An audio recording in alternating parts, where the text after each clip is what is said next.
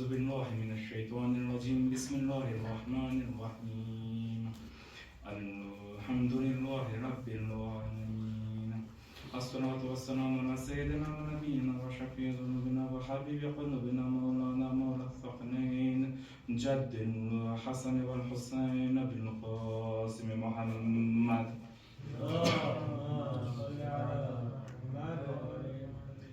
وعلى الطيبين الطاهرين المعصومين المسلمين أما بعد قال الإمام حدي عليه السلام الناس في الدنيا بالأموال وفي الآخرة بالأعمال اكثر محمد وعلى محمد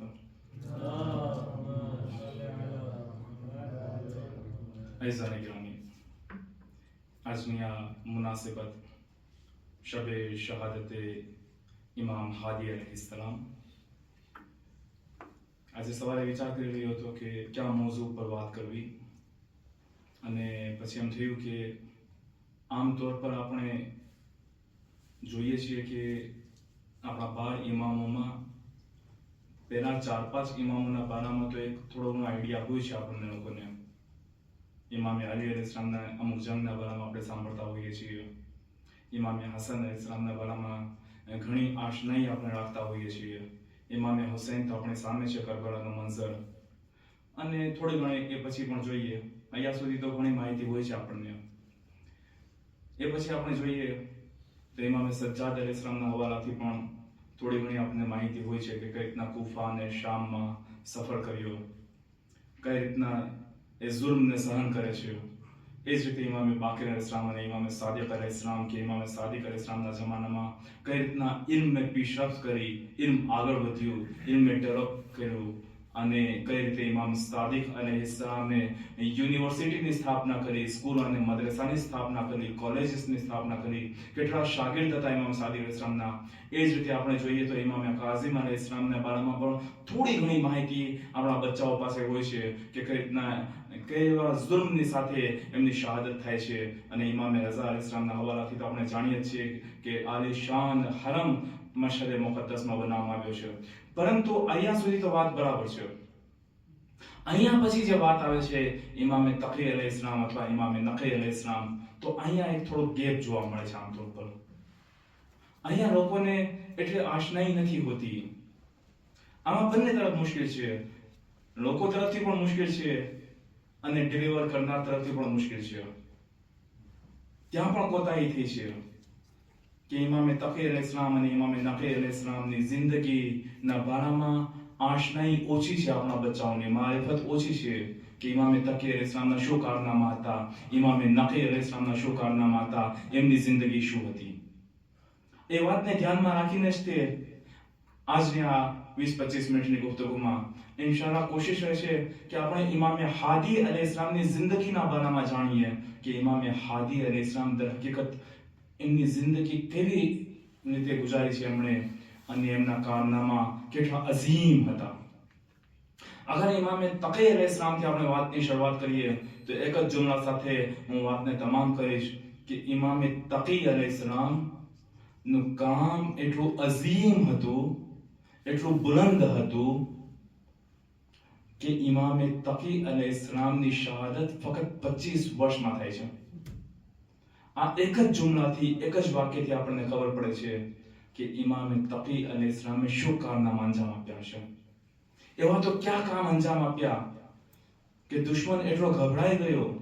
25 વર્ષ તો બિલકુલ નौजवानी છે જવાની છે અને 25 સૌથી નાની ઉંમરમાં અગર કોઈ ઇમામ શહીદ થયા હોય તો ઇમામે તકી અલૈહિસ્સલામ છે ફક્ત 25 વર્ષની ઉંમરે ઇમામે તકી અલૈહિસ્સલામની શહાદત ના મનસબ પર ફાયઝ થાય છે શહીદ થાય છે અને એ પછી ઇમામે નકી અલૈહિસ્સલામનો જમાનો આવે છે ઇમામે હાદી અલૈહિસ્સલામની અગર આપણે વાત કરીએ તો ઇમામે હાદી અલૈહિસ્સલામ હજુ તો ઇમામતના મનસબ પર પહોંચ્યા પણ નથી મતલબ કે ફક્ત 6 વર્ષની ઉંમર છે ફક્ત 6 વર્ષની ઉંમર છે અને ત્યારથી જ તે દુશ્મનોની પાબંદીઓના શિકાર બને છે ફક્ત 6 વર્ષની ઉંમરથી કેટલો ગભરાયેલો હતો દુશ્મન હજી 6 વર્ષની ઉંમર છે હજી ઇમામતના મનસબ પર પહોંચ્યા પણ નથી અને ત્યારથી તે ઇમામ નકી અલૈહિસ્સલામની દરેકે દરેક એક્ટિવિટીઝ ઉપર નજર કરવામાં આવે છે. એ ક્યાં જાય છે, શું કરે છે, કોની મુલાકાત કરે છે, કોણ એમની પાસે મળવા આવે છે, કોણ બેસવા આવે છે એમની પાસે, કોણ એમના સાથીઓ છે. ફક્ત 6 વર્ષની ઉંમરથી. અને જ્યારે ઇમામ નકી અલૈહિસ્સલામ 8 વર્ષની ઉંમરે પહોંચે છે ત્યારે એમના બાબા ઇમામ તકી અલૈહિસ્સલામની શહાદત થાય છે. અને 8 વર્ષની ઉંમરે ઇમામતના મનસબ પર ફાયઝ થાય છે. અહીંયા આપણને એક સવાલનો જવાબ પણ મળે છે. એ છે કે જ્યારે લોકો સવાલ કરે છે કે ઇમામે ઝમાન અજલ્લાહુ તઆલા ઉપર જો શરીફ કઈ રીતે એક નાની ઉંમરમાં ઇમામતના મનસબ પર પહોંચ્યા, તો આપણે કહી શકીએ કે આ કોઈ પહેલી ઘટના નથી. હઝરતે ઈસા અલૈહિસ્સલામ બચપણમાં નબુવતની મંઝિલ પર હતા. ઇમામે તકી અલૈહિસ્સલામ બચપણમાં ઇમામતની મંઝિલ પર હતા. અને એ જ રીતે ઇમામે નકી અલૈહિસ્સલામ હજુ તો ફક્ત 8 વર્ષની ઉંમર હતી અને ઇમામતના મનસબ પર ફાયઝ થયા. તો ઇમામે ઝમાનની ઇમામત બચપણમાં એ કોઈ પહેલો વાક્યો નથી. ફક્ત 8 વર્ષની ઉંમર. અને આપણે એ સમયનો માહોલ પણ જોઈએ. ઇમામે નકી અલૈહિસ્સલામના સમયનો લગભગ 33 વર્ષ જેટલી ઇમામત કરી છે આપણે. 41 વર્ષ અને અમુક મહિનાની ઉંમર છે. લગભગ 42 વર્ષ જેટલી 42 યર્સની એજ છે ઇમામની. અને 42 વર્ષની આજુબાજુ એમને શહીદ કરવામાં આવે છે. હવે આ સમય દરમિયાન 6 ઝાલિમ હુકુમતોને જોઈ છે ઇમામે. મતલબ કે 6 હાકિમ ચેન્જ થઈ ગયા છે. મતલબ ખિલાફત જે છે એક ફૂટબોલ બની ગઈ હતી. જે રીતના ફૂટબોલનો બોલ હોય ને, ક્યારેક આના પગની નીચે તો ક્યારેક આના પગની નીચે, ક્યારેક આની પાસે તો ક્યારેક આની પાસે. ખિલાફત એક ફૂટબોલના બોલ જેવી બની ગઈ હતી. અને એટલી પસ્ત થઈ ચૂકી હતી ખિલાફત કે એ સમયમાં એક ખલીફાને એના સગા દીકરાએ કત્લ કરે છે, તો એક ખલીફાને એનો ભત્રીજો કત્લ કરે છે. એકબીજાની સાથે દુશ્મની, કતરો ગાળત, જુલ્મ, અત્યાચાર, ફક્ત અને ફક્ત હુકુમતને હડપવા માટે. એ ગમે એમ કહીને કુર્સી મારી પાસે આવ્યો, કુર્સી ન છીનવાવી જોઈએ. પરંતુ આવા સમયે એક બહુ અજીબ ખૂબી હતી એ લોકોની અંદર. આવા સમયે અગર કોઈ ઇમામે હાદી અલૈહિસ્સલામનો સાથ આપે તો બધા એક થઈ જતા હતા. અમે આપસમાં તો કપાઈ મળશું, પણ ઇમામે હાદી ના જોવે અમારે. એને ખબર છે કે હવે ઇમામે હાદી અગર એ મનસબ પર પહોંચ્યા તો પછી જુલ્મની હુકુમત નહીં ચાલે, પછી અદલની હુકુમત હશે, પછી ન્યાયની હુકુમત હશે, પછી ઇન્સાફની હુકુમત હશે. આવા કપરા સમયમાં કે જ્યારે એકબીજાને કતરો ગાળત હતી, જુલ્મ અને અત્યાચારનો માહોલ હતો, દરબારીઓ હંમેશા શરાબ અને શબાબના નશામાં હતા, અને બૈતુલ માલથી શરાબ ખરીદવામાં આવતી હતી, અને એ બૈતુલ માલથી શરાબ અને શબાબના નશામાં દરબારીઓ સારી સારી રાત રહેતા હતા. એવા સમયે જ્યારે જોવે છે કે ઇમામ મદીનામાં છે, કેવી રીતના કંટ્રોલ કરવામાં આવે ઇમામને, કઈ રીતના ઇમામની ઉપર પાબંદીઓ વધુમાં વધુ મૂકવામાં આવે કે જેથી ઇમામ પોતાની કોઈ એક્ટિવિટી ના કરી શકે. આવા સમયે ઇમામને મદીનાથી સાંભળવામાં બોલાવવામાં આવે છે. જ્યારે ઇમામને મદીનાથી સાંભળવામાં બોલાવવામાં આવે છે ત્યારે ઇમામની સાથે કોઈ સારો વર્તાવ નથી કરવામાં આવતો. બચપણથી જ તે પાબંદીઓ છે. જાહેરી તौर પર જોઈએ તો આઝાદ છે ઇમામ, પરંતુ દર હકીકત એક કૈદી જેવું જીવન છે, એક કેદખાના જેવું જીવન છે. ઇમામને બોલાવવામાં આવે છે અને ઇમામને કઈ રીતના રાખવામાં આવે છે? ના કોઈ સારા ઘરની વ્યવસ્થા, ન કોઈ રહેવાની વ્યવસ્થા ઢંગની, બહુ અજીબ, એક જાણે કે કેદખાનું ના હોય, અને ઇમામને કહેવામાં આવે છે હજી ઘરની વ્યવસ્થા થઈ નથી. અને આવા સમય દરમિયાન, આવી સિચ્યુએશનમાં, આવી હાલાતમાં ઇમામને રાખવામાં આવે છે. અને મુતવક્કિલ એ જમાનાનો બાદશાહ, કે કહી શકાય કે બની અબ્બાસ ની અંદર જેટલા પણ હાકીમો થયા, એમાં અગર કોઈ ખબીસ તરીન કોઈ હાકિમ હોય, બદતરીન અગર કોઈ હાકિમ હોય તો એ મુતવક્કિલ હતો. એ મુતવક્કિલના જમાનામાં ઇમામ. અને એ મુતવક્કિલ કઈ રીતના ઇમામને રાખે છે?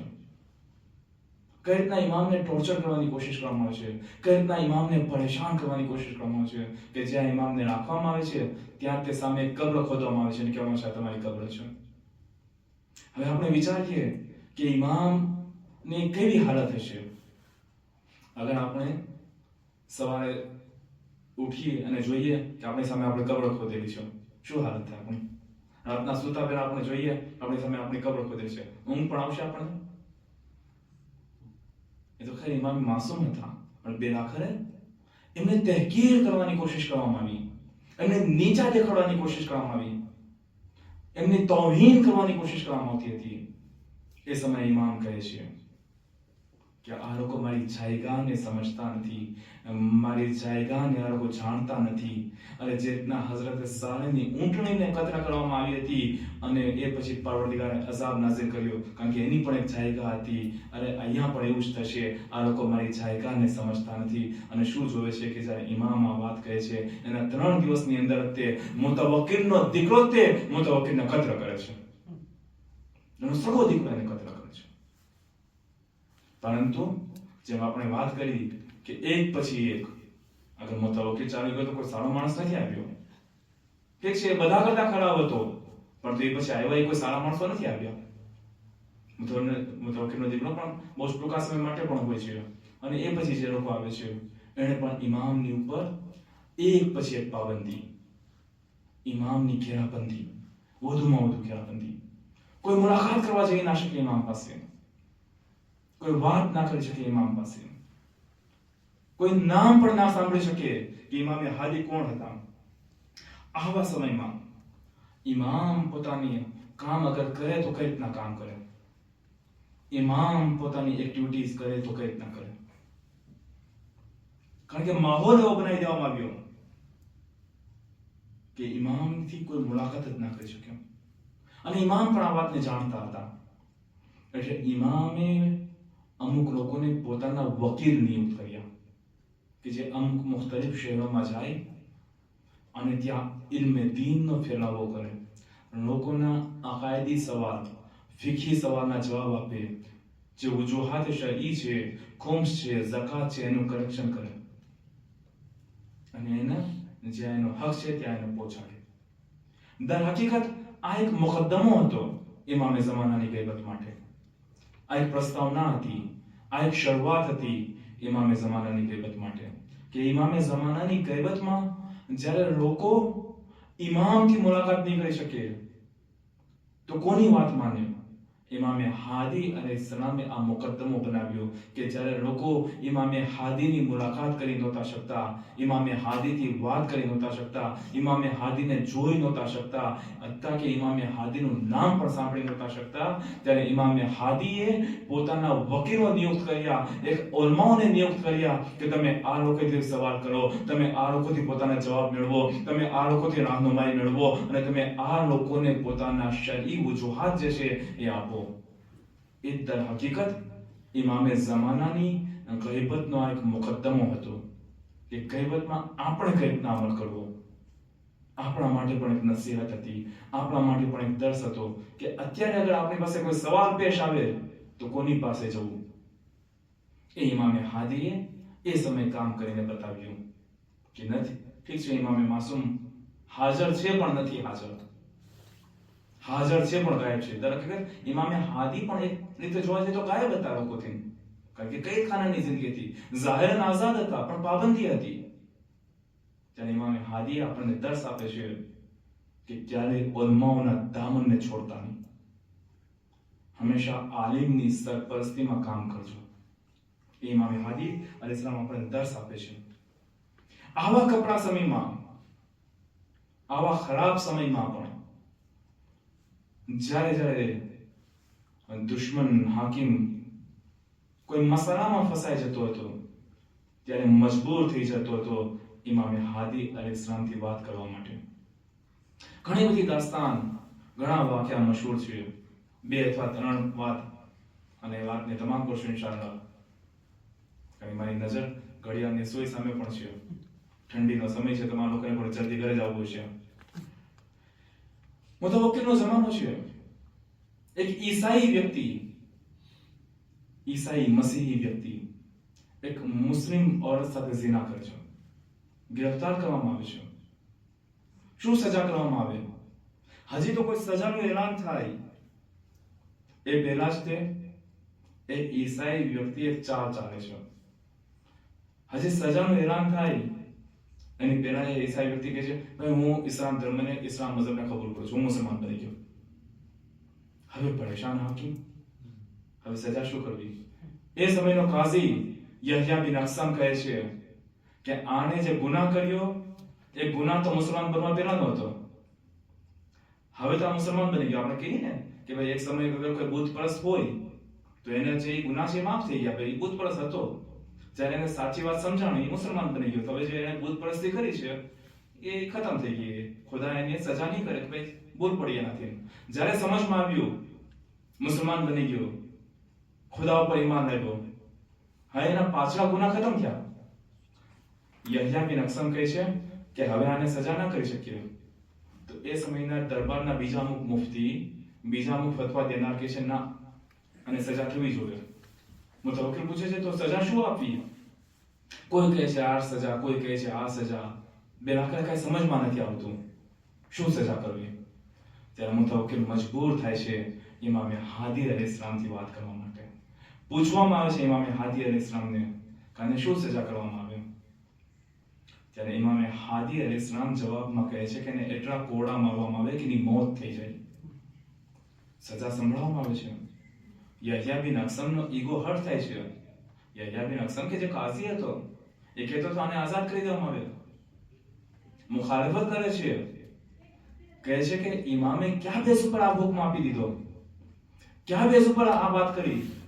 કોઈ કુરાનની આયત, કોઈ પૈગંબરની હદીસ, કોઈ રિવાયત કઈ રીત નામ કહી શકાય? ત્યારે ફરી પાછું ઇમામને પૂછવામાં આવે છે, ખત લખવામાં આવે છે કે આ જે તમે સજા સંભળાવી છે એ ક્યાં બેસ ઉપર સજા સંભળાવી? ત્યારે ઇમામ સૂરે ગાફિરની આયત નંબર 84-85 ને કહે છે કે પરવરદિગારે કુરાન મજીદમાં ફરમાવ્યું છે કે જ્યારે તમારી સામે અઝાબે ઇલાહી હોય અને એ અઝાબે ઇલાહીથી ડરીને અગર તમે ઈમાન લઈ આવો તો ઈમાન કઈ કામનું નથી. આ ગિરફ્તાર થઈ ચૂક્યો છે, હવે એને ખબર છે કે એને સજા થવાની છે, એ સજાના ડરથી મુસલમાન બન્યો છે. દર હકીકત તૌહીદ ઉપર ઈમાન નથી લાવ્યો, દર હકીકત તૌહીદ ઉપર ઈમાન નથી લાવ્યો. આ તો ખેર બહુ મોટી વાત થઈ. અગર આપણે આપણી જિંદગીમાં જોઈએ તો ઘણી વખત આપણે પણ આની નાની મિસાલ બની જતા હોઈએ છીએ.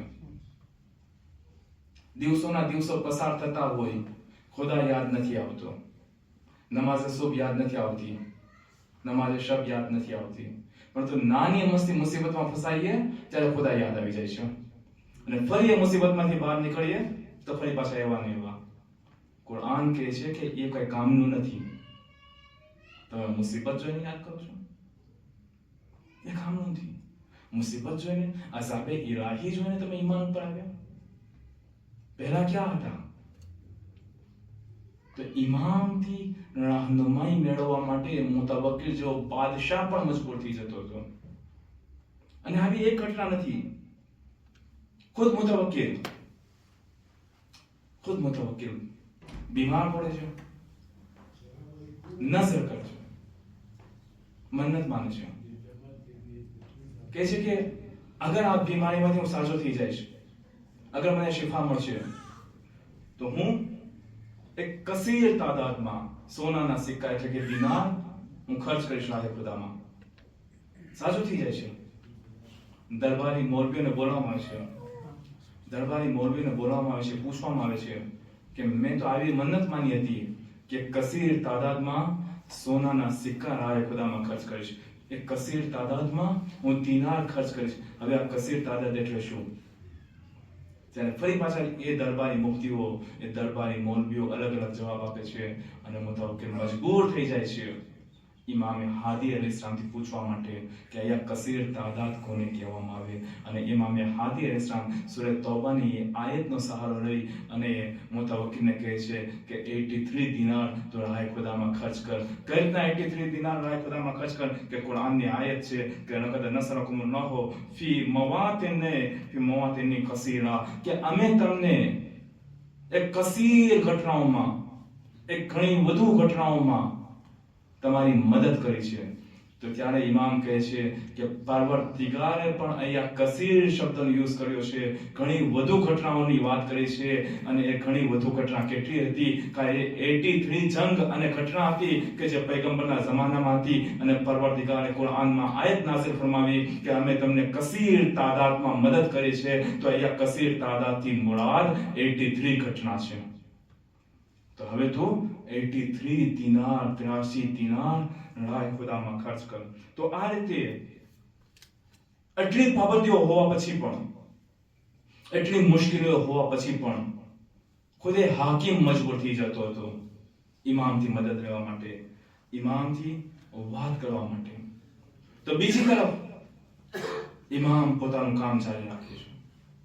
આજે આપણે જોઈએ છીએ મુસલમાનોની અંદર જે અકાયદના ડિફરન્સ છે, કોઈ મુઅતઝિલા છે, કોઈ અશાયરા છે, કોઈ બિલીવ કરે છે જબરમાં, કોઈ બિલીવ કરે છે તફવીઝમાં, કોઈ બિલીવ કરે છે કે અગર હું અહીંયા ફર્સ્ટ એઝા ઉપર આવ્યો તો મને ખુદાએ ખેંચીને લાવ્યો, તો કોઈ બિલીવ કરે છે કે ના હું મારી જાતે આવ્યો. આ બધા ઇશ્યુ એ જમાનામાં હતા. શું કામ બાકી મુસલમાનો આ વાતના પ્રોપર જવાબ નથી આપી શકતા અને શિયાઓ આ વાતના જવાબ આપી શકે છે? કારણ કે આ બધા ઇશ્યુ, આ બધા મસલા ઇમામે હાદી અલૈહિસ્સલામના જમાનામાં ઉરૂજ પર હતા, અને એ મસાઇલનો જવાબ ઇમામે હાદી અલૈહિસ્સલામ આપે છે. એ અકાયદી મસાઇલનો જવાબ ઇમામે હાદી અલૈહિસ્સલામ આપે છે. અને ન ફક્ત આ બધા મસાઇલ, બીજા ઘણા મસલા, ખુદાને જોઈ શકાય યા ના જોઈ શકાય, ખુદા જિસ્મ ધરાવે છે યા નથી ધરાવતો, હત્તા ખુદ અમુક શિયાઓની અંદર પણ કે જે ઇમામના હવાલાથી ગુલુ કરતા હતા, તૌહીદના મનસબ સુધી ઇમામતને પહોંચાડી દેતા હતા. ત્યારે ઇમામે હાદી અલૈહિસ્સલામ તબલ્લી કરે છે એમના ઉપર, લાનત કરે છે એવા લોકો ઉપર. તૌહીદ છે, મકામે ઇલાહી છે. આવા કપરા સમયમાં ઇમામ પોતાનું આ કામ જારી રાખે છે. અને ઇમામ ન ફક્ત શિયાઓની, પરંતુ જે કોઈ પણ ઇમામથી તવસ્સુલ કરે, ઇમામથી મદદ કરે, એની રાહનુમાઈ કરે છે. સમય સમાપ્ત થઈ રહ્યો છે. ફક્ત એક અથવા બે વાત અને મજલિસને તમામ કરીએ. એક દિવસ ઇમામની પાસે યુસુફ બિન યાકૂબ કે જે મસીહી છે, ઝાલિમ હાકિમ એને દરબારમાં હાજર થવા માટે કહે છે. ડરી જાય છે, ખૂબ ઝદા થાય છે કે ખબર નહીં શું થશે. નઝર કરે છે, ઇમામ પાસે પહોંચે છે. ઇમામના ઘરે 100 દિરહમ યા 100 દિનાર નઝર કરે છે, અને ઇમામથી કહે છે કે મને ઝાલિમ હાકિમે બોલાવ્યો છે. ત્યારે ઇમામ કહે છે કાંઈ વાંધો નહીં, જા તું. એ કશું નહીં કરી શકે, એ કંઈ નહીં કરી શકે. અને જ્યારે ચાલુ જાય છે ત્યારે જે અતરાફમાં, જે આજુબાજુમાં જે લોકો બેઠા હતા, ઇમામ એમને મુખાતબ થઈને એક વાત કહે છે કે લોકો સમજે છે કે અમે ફક્ત શિયાઓની મદદ કરીએ છીએ, જ્યારે કે અમારી પાસે જે કોઈ વ્યક્તિ આવે અમે એની મદદ કરીએ છીએ, ચાહે એ પછી આ ઈસાઈ કેમ ના હોય. જે કોઈ તવસ્સુલ કરે ઇમામથી, જે કોઈ મુતવસ્સિલ થાય ઇમામથી, જે કોઈ ઇમામથી તવસ્સુલ કરે, ઇમામ એની મદદ કરે. ચલો આ તો એક ઈસાઈ હતો કે જેને હુકુમતથી કઈ લેવા દેવા નહોતા, ખુદ મુતવક્કિલ ઇમામના ઘરમાં એક દિવસ છાપો મારે છે, લોકોને મોકલે છે, એક બહાનું ગોતે છે કે ઇમામ જંગની તૈયારી કરે છે, અસલહા હથિયારો જમા કરે છે, ઘરની તલાશી લેવામાં આવે, ઘરની તપાસ કરવામાં આવે, છાપો મારવામાં આવે. અને જ્યારે ઘરની તપાસ કરવામાં આવે છે તો શું જોઈએ છે? 1000 દિનાર મળે છે ઘરમાંથી. ઇમામને રાતના અંધારામાં ગિરફ્તાર કરવામાં આવે છે, લાવવામાં આવે છે, પૂછવામાં આવે છે આ પૈસા ક્યાંથી આવ્યા? સામાનામાં તમને કોણ ઓળખે? ક્યાંથી આ પૈસા આવ્યા? ત્યારે ઇમામ જવાબમાં કહે છે મુતવક્કિલને કે તારી માને જઈને પૂછ આ પૈસા ક્યાંથી આવ્યા. મુતવક્કિલ આશ્ચર્ય પામે છે, અજબ પામે છે કે આમાં માં ક્યાંથી આવી ગઈ. ત્યારે મુતવક્કિલ એની માને પૂછે છે કે ઇમામે હાદી કહે છે કે તારી માને જઈને પૂછ આ શું કિસ્સો છે. ત્યારે મુતવક્કિલની માં કહે છે વાત સાચી છે કે જ્યારે તું બીમાર હતો અને સૂઈ નહોતો શકતો, કમરમાં તને દુખાવો હતો, હતા તું પેટના બળ સૂતો હતો, કમરના બળ સૂવું તારા માટે શક્ય નહોતું. એ સમયે મેં નઝર કરી હતી, ઇમામ પાસે મેં 1000 દિનાર મોકલાવ્યા હતા અને દુઆ કરી હતી ઇમામના વસીલાથી કે તારી બીમારી ઠીક થઈ જાય. મતલબ કે આ કરીમ ઇમામ કે જેની આજે શબે શહાદત છે, કે જે શિયાઓ તો બહુ દૂરની વાત છે, હત્તા દુશ્મન પણ તવસ્સુલ કરવા આવે છે તો ઇમામ એની પણ મદદ કરતા હતા. આ ઇમામ પોતાની આખી જિંદગીમાં અગર કોઈ વાતને યાદ કરતા હતા તે કરબલાને યાદ કરતા હતા. આ ઇમામ કે જે પોતે બીમાર પડે છે ત્યારે કોઈ વ્યક્તિને કહે છે કે આ પૈસા, કોઈ કહેવામાં આવે છે કે કોઈને પૈસા આપો જેથી કરબલા જાય અને મારા માટે, મારી શિફા માટે દુઆ કરે. શું ઇમામ ખુદ દુઆ નહોતા કરી શકતા હતા? ઇમામ ખુદ બી દુઆ કરી શકતા હતા ને. પરંતુ ઇમામ આપણને દર્શ આપે છે કે જ્યારે કોઈ હાજત હોય, જ્યારે તવસ્સુલ કરવો હોય તો મારા જદ હુસૈનની કબ્ર પર જજો. ખુદ ઇમામ બીમાર થાય છે, કહે છે કે કોઈને પૈસા આપવામાં આવે અને કરબલા મોકલવામાં આવે કે જેથી મારી શિફા માટે દુઆ કરે. આ ઇમામે પોતાની જિંદગીમાં પણ ઘણા દાગ છોડ્યા છે. જ્યારે ઇમામ મદીનાથી સામના આવે છે ત્યારે ઇમામનો મોટો દીકરો સૈયદ મોહમ્મદને એ મદીના છોડીને આવે છે, કારણ કે એ બહુ જ મોટો આલિમ દીન પણ છે, દાનિશમંદ વ્યક્તિ છે. સૈયદ મોહમ્મદને મદીના છોડીને ઇમામ આવે છે અને સૈયદ મોહમ્મદ મદીનાથી સામના રફતો આમદ રાખતા હતા, ઇમામની મુલાકાત માટે આવતા જતા રહેતા હતા.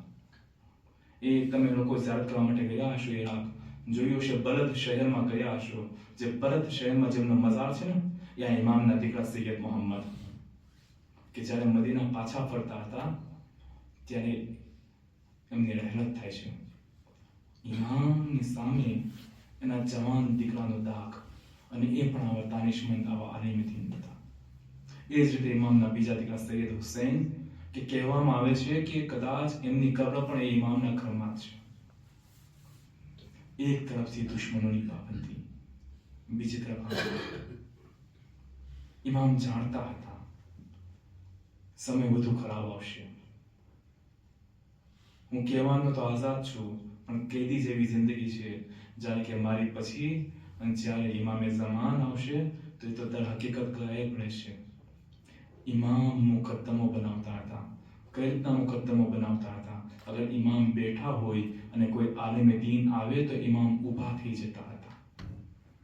શું કામ? એહતરામ માટે, એના ઇલ્મના એહતરામ માટે. જ્યારે કે ઇમામ તો ખુદ ઇલ્મે લદુનીના માલિક છે, માસૂમ છે.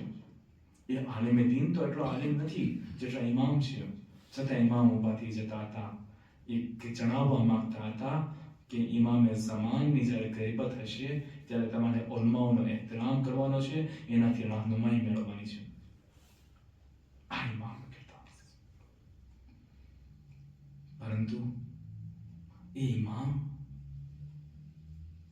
કે જેની એટલી પાબંદીઓ હોવા છતાં પણ બસ છેલ્લી એક અથવા બે વાત અને મજલિસને તમામ કે આજે શબે શહાદત ઇમામે હાદી છે ને, કે આટલી પાબંદીઓ હોવા છતાં અને આવું કેદી જેવું જીવન હોવા છતાં ઇમામ પોતાની એક્ટિવિટીઝ કરી રહ્યા હતા, ઇમામ પોતાના કામોને અંજામ આપી રહ્યા હતા. ત્યારે મોહતિસ જોવે છે કે ઇમામની એક્ટિવિટીઝને કોઈ રીતે કંટ્રોલ નથી થઈ શકતી, ઇમામના કામોની ઉપર કોઈ રીતે પાબંદી નથી આયત કરવામાં આવી શકતી. ત્યારે મોતીઝ ઇમામને ઝહેર આપી અને શહીદ કરે છે. અને એવી ગુરબતની જિંદગી, અને એ ગુરબતની જિંદગી, એ પરદેશની જિંદગી, અને ઇમામ તો મદીનાના રહેવાસી હતા ને, અને ઇમામને સામરનામાં ઝહેર આપવામાં આવે છે, ઘરની અંદર જ તે કબર બનાવવામાં આવે છે. આજે તમે ઝિયારત કરવા જતા હશો કે જ્યાં જનાબે હાકિમે ખાતુનની પણ કબર છે, જ્યાં જનાબે નરજિસ ખાતુનની પણ કબર છે, જ્યાં ઇમામે ઝમાનાને વિલાદતનો મકામ છે, એ જગ્યાએ ઇમામને શહાદત પછી દફન કરવામાં આવે છે. ઇમામની આ ગુરબતમાં, ઇમામની પરદેશમાં ઝહેર આપીને શહીદ કરવામાં આવે છે. પરંતુ હું કહીશ, એ મૌલા તમે ખુશનસીબ હતા, એ મૌલા તમે ખુશનસીબ હતા. અરે ઝાહિરી જિંદગીમાં તો તમે આઝાદ હતા, અરે કહેવાના તો તમે આઝાદ હતા. એ કાશ કે તમે કરબલાના મેદાનમાં હોત, એ કાશ કે તમે તમારા જદ ઇમામે સજ્જાદ અલૈહિસ્સલામની કેદીની જિંદગી જોઈ હોત, અરે એમનો કેદી બનવા પહેલાનો મુકદ્દમો જોયો હોત, અરે એમના કેદી બનવા પહેલાની અગર તમે જિંદગી જોઈ હોત, અરે શામિયા ગરીબાનો માહોલ તમે જોયો હોત કે જ્યારે હઝરત ઝૈનબ સલામુલ્લાહ અલૈહા ખૈમાની બહાર ઊભા છે, ખૈમામાં આગ લગાડવામાં આવી છે, ખૈમાને સળગાવવામાં આવ્યા છે, ઝૈનબ પોતાના હાથને મસળી રહી છે, ઝૈનબ એક તાજ્જુબ અને એક અજીબ નિગાહથી ખૈમાને જોઈ રહી છે.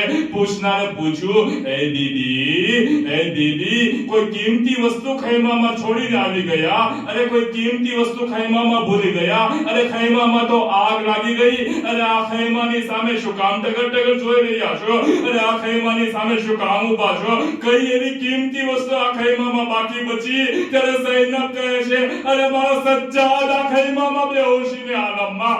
આઝીઝો જનાબે સૈયદ સજ્જાદને ઇમામ જનાબે ઝૈનબ સલામુલ્લાહ અલૈહા લઈને આવે છે, અને એ ઇમામે સજ્જાદની કેદીની જિંદગી હું કહીશ, એ ઇમામે હાદી તમારી જિંદગીમાં તમે તમારા દીકરાનો દાગ જોયો, અને તમે શહીદ મોહમ્મદનો દાગ જોયો, તમે શહીદ હુસૈનનો દાગ જોયો. પરંતુ એ ઇમામે હાદી કાશ કે તમે કરબલામાં હાજર હોત, અને જદ હુસૈનના દાગને જોયા હોત કે કઈ રીતના પોતાની સામે અલી અકબરની શહાદત થાય છે, કઈ રીતના પોતાની સામે 6 મહિનાના અસગરની શહાદત થાય છે. બસ છેલ્લી વાત અને જહેમત તમામ કરું કે કઈ રીતના પોતાની સામે પોતાના 6 મહિનાના બચ્ચાની શહાદત થાય છે. તમે જોયું હશે કે કરબલા, તમે જોયું હશે આશુરના દિવસે આપણે એક અમલ કરીએ છીએ, 7 વખત આગળ વધીએ છીએ, 7 વખત પાછળ જઈએ છીએ, કહેતા જઈએ છીએ, ઇન્ના લિલ્લાહ વ ઇન્ના ઇલૈહિ રાજીઉન, રઝન બિખઝાઈ વ તસ્લીમન લિઅમરે. અરે આ કયો અમર છે? આ એ જ અમર છે કે અલી અસગરનો જનાઝો, અલી અસગરની લાશ હુસૈનના હાથોમાં છે. હુસૈન 7 વખત આગળ વધે છે, 7 વખત પાછળ આવે છે. અરે ખબર નહીં કે હુસૈન 7 વખત આગળ શું કામ જાય છે, હુસૈન 7 વખત પાછળ શું કામ આવે છે. આશુરના દિવસે આપણે અમલ કરીએ છીએ ને. અરે તહેરાનનો એક ઝાકિર આ વાતને બયાન કરે છે, અને તહેરાનના ઝાકિર આ વાત બયાન ના કરી હોત તો કદાચ આપણને સમજમાં ના આવ્યું હોત કે હુસૈન 7 વખત આગળ શું કામ જાય, 7 વખત પાછળ શું કામ આવે. તહેરાનનો ઝાકિર કહે છે કે એક દિવસ શરદીની સીઝનમાં, ઠંડીની સીઝનમાં, વિન્ટરમાં હું મજલિસ પછી ઘરે જઈ રહ્યો હતો. શું જોઉં છું કે એક વ્યક્તિ, એક શખ્સ એક બ્લેન્કેટ ઓઢી અને બેઠો છે, અને એની પાસે કોઈ વસ્તુ પણ છે. હું મારી ગાડી લઈને, મારી મોટર લઈને ત્યાં ઊભો રહું છું. કહું છું, એ શખ્સ, અરે ઠંડીની સીઝન છે, તું બીમાર પડી જાઈશ, તારા ઘરે ચાલ્યો જા. ત્યારે એ શખ્સ કહે છે કે ઝાકિર હુસૈન, હું કઈ રીતના મારા ઘરે જાઉં? ત્યારે ઝાકિર હુસૈન કહે છે, એ શખ્સ, અગર તારી પાસે ઘર ના હોય તો તું મારી સાથે આવ, હું તને મારા ઘરે લઈ જાઉં. ત્યારે એ વ્યક્તિ કહે છે, ઝાકિર હુસૈન, મારું ઘર તો બિલકુલ સામે જ છે, પરંતુ મારા ઘરે કઈ રીતના જાઉં? ત્યારે ઝાકિર હુસૈન પૂછે છે કે એ શખ્સ, બતાવ શું થયું તને, શું વાત છે, કેમ તું તારા ઘરે જતો નથી? ત્યારે એ શખ્સ કહે છે, એ ઝાકિર હુસૈન, આજે મારો બાળક બીમાર હતો, મેં મારી ઝૌજાને કહ્યું, મેં મારી પત્નીને કહ્યું, એ બાળકને મને આપો, હું ડોક્ટર પાસે લઈને જાઉં. અને હું ડોક્ટર પાસે ગયો તો ડોક્ટરે કહ્યું કે બસ થોડી મોડું થઈ ગયું આવવામાં, અને આ બાળક દુનિયાથી રૂખસત થઈ ગયો, અને મારા હાથ ઘરમાં મારા બાળકનો જનાઝો છે, અરે હું ઘરે કઈ રીતે પહોંચું, અરે મારી વાઈફને, મારી ઝવજાને, મારી બીવીને કઈ રીતના ચહેરા બતાવું, કઈ રીતે કહું કે હું જે બાળકને રહી ગયો હતો એ બાળકના જનાઝાને લઈને આવ્યો છું, અને હું મારું ઘર તો સામે જ છે પરંતુ ઘરે જઈ નથી શકતો. અને હવે સમજાણું કે હુસૈન અલી અસગરના જનાઝાને લઈને ખૈમા સુધી શું કામ 7 વખત આગળ વધે છે, 7 વખત પાછળ, અને રબાબને શું મોઢું દેખાડે કે હું આ જનાઝાને લઈને આવ્યો. ઇન્ના લિલ્લાહ વ ઇન્ના ઇલૈહિ રાજીઉન. નઝન બિકઝાઇહી વ તસ્લીમન માતમ.